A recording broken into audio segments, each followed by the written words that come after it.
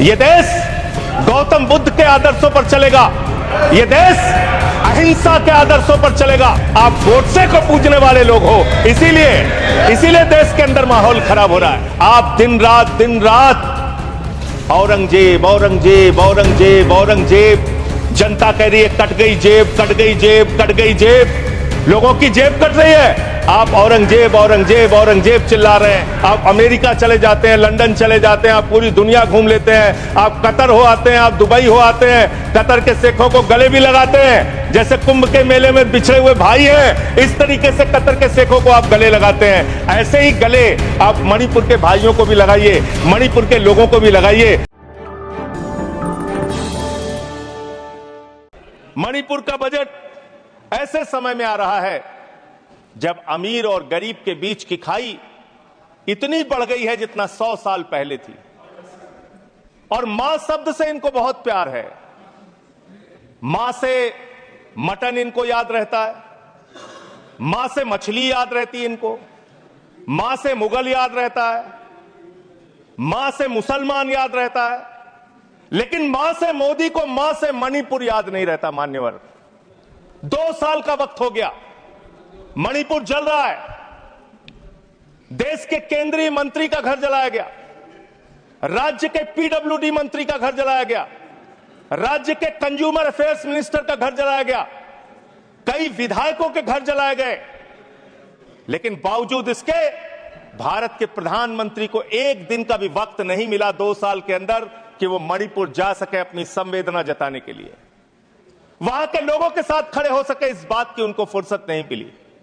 देश का प्रधानमंत्री देश का अभिभावक होता है, मान्यवर, देश का अगुवा होता है। सरकार लोगों की माई बाप होती है, लेकिन राज्य की सरकार मणिपुर को जलाने में लग जाती है और केंद्र की सरकार, जो राज्य सरकार मणिपुर को जला रही थी, उस सरकार की मदद करने में लग जाती है। ऐसे में कैसे बचेगा मणिपुर? कैसे बचेगा मणिपुर? और ये बात मैं पूरी जिम्मेदारी से कह रहा हूं मान्यवर, यह देश राष्ट्रपिता महात्मा गांधी के आदर्शों पर चलेगा, यह देश गौतम बुद्ध के आदर्शों पर चलेगा, यह देश अहिंसा के आदर्शों पर चलेगा। लेकिन मुझे अफसोस है, आज पूरे देश में हिंसा क्यों हो रही है? आज पूरे देश में दंगे फसाद की नौबत क्यों आती है? आज पूरे देश में नफरत क्यों फैलाई जाती है? उसकी वजह है कि आपको गांधी से प्यार नहीं है, आप गोडसे को पूजने वाले लोग हो। इसीलिए देश के अंदर माहौल खराब हो रहा है। और ये बात मैं इसलिए कह रहा हूं कि दुनिया के 80 मुल्कों में साबरमती के संत राष्ट्रपिता महात्मा गांधी की मूर्तियां लगी हुई है मान्यवर, दुनिया के 80 देशों में। लेकिन इसी संसद के प्रांगण में राष्ट्रपिता महात्मा गांधी की जो मूर्ति मुख्य स्थान पर लगी थी, उसको आपने कोने में कर दिया, क्योंकि आपको तो गोडसे की पूजा करनी है, आपको तो हिंसा फैलाना है देश में, आपको नफरत फैलाने का काम करना है। और जो ऑडियो की चर्चा टीएमसी की सांसद कर रही थी, शायद वो अपनी बात पूरी नहीं कर पाई। वो बहुत ही गंभीर ऑडियो है मान्यवर, उसकी जांच होनी चाहिए, और उसकी जांच में अगर सत्यता पाई जाती है तो उस चीफ मिनिस्टर के खिलाफ उसको गिरफ्तार करके उसकी कार्रवाई होनी चाहिए, क्योंकि वो बहुत ही गंभीर है। वायर नाम की एक न्यूज वेबसाइट है, उसने वो ऑडियो जारी किया जिसमें मुख्यमंत्री कह रहा है, मेरे पास देश के गृह मंत्री अमित शाह का फोन आया। अमित शाह कहते हैं, बीरेन सिंह तुम बम मारता है, बीरेन सिंह तुम बम मारता है, चुपके से मारा करो। ये देश के गृह मंत्री और राज्य के मुख्यमंत्री के बीच की, देश के गृह मंत्री और राज्य के मुख्यमंत्री के बीच की चर्चा है। और यह ऑडियो सार्वजनिक होना चाहिए, इस ऑडियो की जांच होनी चाहिए, इस ऑडियो का पता लगना चाहिए कि वो जो मुख्यमंत्री बोल रहा था बीरेन सिंह, वो सच बोल रहा था या गलत बोल रहा था। पूरे देश को इसका पता लगना चाहिए मान्यवर, उस ऑडियो की जांच होनी चाहिए। मान्यवर, आप बजट की बात कर रहे हैं, मणिपुर के लिए आपने क्या किया?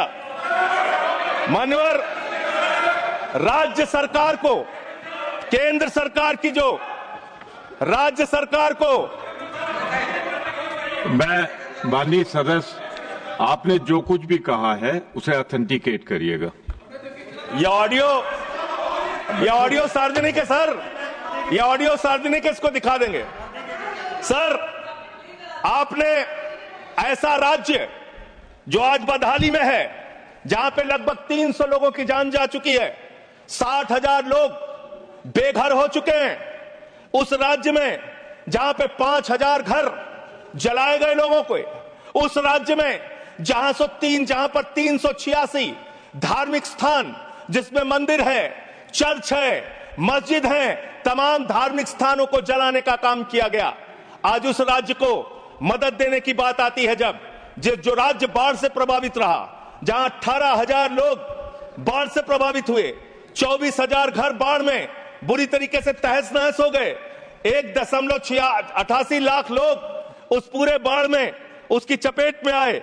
मान्यवर, ऐसे राज्य को जब मदद देने की बात आती है तो मुझे बहुत अफसोस के साथ कहना पड़ता है, आपने बजट में जो बढ़ोतरी की है, 34,899 करोड़ का बजट 2024-25 में था, और उस बजट को रिवाइज किया आपने, बजट को कर दिया 32,656 करोड़ रुपए।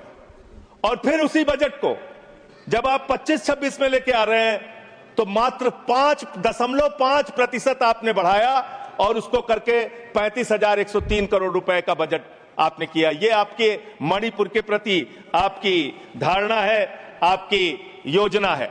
आपने सेंट्रल केंद्र सरकार के द्वारा जो स्कीम चलाई जाती है उसमें आपने मणिपुर के साथ कितना भेदभाव किया है, उसकी एक तस्वीर आपके सामने रखूंगा।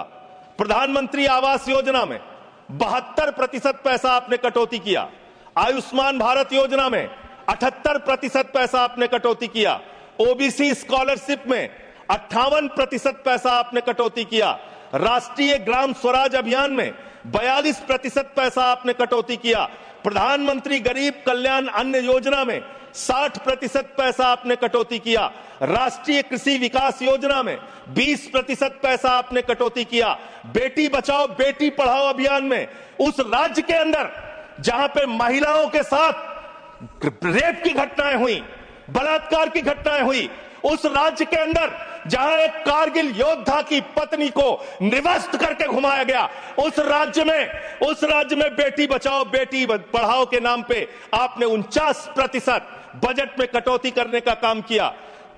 वहां पर आंगनबाड़ी सेंटर्स में 93% बजट में कटौती करने का काम किया। आपने शेल्टर जो वहां पे बनाने थे लोगों के लिए, उसमें 73% बजट में कटौती किया। शक्ति सदन सामर्थ्य योजना में 60% आपने बजट में कटौती किया। साक्षी निवास सामर्थ्य योजना में 81% बजट में कटौती किया। यह आपकी सेंट्रल स्कीम है जो आपने राज्य सरकार के साथ भेदभाव किया और वहां पे कटौती करने का काम किया। क्यों ऐसा कर रहे हो आप? आपने मणिपुर को 2 साल तक जलाया। आप देश भर में नफरत फैलाने का काम करते हैं। आपका ध्यान देश की अर्थव्यवस्था पे नहीं, देश की बेरोजगारी पे नहीं, किसानों पे नहीं, महंगाई पर नहीं। आप दिन रात औरंगजेब औरंगजेब औरंगजेब औरंगजेब, जनता कह रही है कट गई जेब कट गई जेब कट गई जेब, लोगों की जेब कट रही है, आप औरंगजेब औरंगजेब औरंगजेब चिल्ला रहे हैं। अरे हिंदुस्तान की चिंता करो, हिंदुस्तान की चिंता करो, राष्ट्रपिता महात्मा गांधी की चिंता करो। गोडसे के रास्ते पर मत चलो, गोडसे के रास्ते से यह देश आगे नहीं बढ़ेगा, गांधी के आदर्शों पर यह देश आगे बढ़ेगा। आपको तो गांधी की मूर्ति से भी परहेज है, आपने उसको भी हटाने का काम किया। मान्यवर, मैं आप लोगों आपके माध्यम से इस सरकार से पूछना चाहता हूं कि जो मणिपुर में 60,000 लोग आज बेघर हुए हैं, क्या इस बजट में उनका घर बनाने की आपके पास कोई योजना नहीं होनी चाहिए? आज जो मणिपुर के अंदर लोगों के घर जलाए गए हैं, क्या उनका घर बनाने की योजना आपके पास नहीं होनी चाहिए?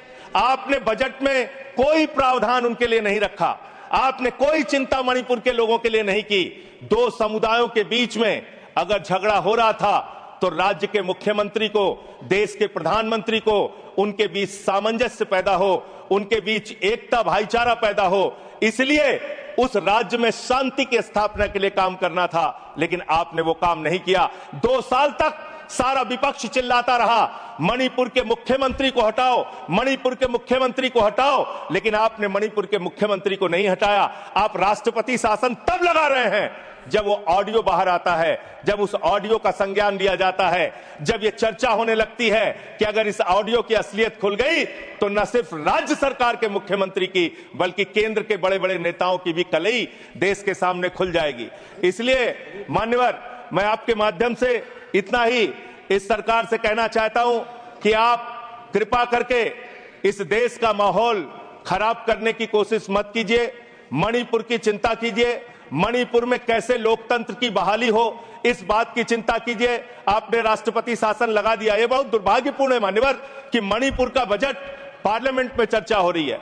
मणिपुर का बजट मणिपुर की विधानसभा में चर्चा होती, मणिपुर के बजट के बारे में योजनाएं मणिपुर की विधानसभा में चर्चा की जाती, लेकिन यह दुर्भाग्यपूर्ण है कि मणिपुर का बजट देश की संसद में हम सब लोगों को चर्चा करनी पड़ रही है। वहां लोकतंत्र की स्थापना के लिए पहल कीजिए, वहां शांति की बहाली के लिए पहल कीजिए, क्योंकि लोकतंत्र अगर खत्म होता है, लोकतंत्र का अगर गला घोटा जाता है मान्यवर, तो तानाशाही आती है, और तानाशाही किसी भी दृष्टि से किसी भी देश के लिए अच्छी नहीं है। अगर तानाशाही आती है तो वहां दंगे होते हैं, फसाद होते हैं, नफरत होती है, दो समुदायों के बीच में झगड़ा होता है, तो लोकतंत्र की बहाली मणिपुर में कैसे होगी? मणिपुर को कैसे अधिक से अधिक आर्थिक सहयोग आपकी तरफ से दिया जा सकता है, इसके बारे में सरकार को चिंता करनी चाहिए। और प्रधानमंत्री जी फिर मां से मॉरिशस में हैं, मां से मणिपुर कब जाएंगे, इस बात का इंतजार देश की जनता को है कि अब आपको कोई वीजा नहीं चाहिए मणिपुर जाने के लिए।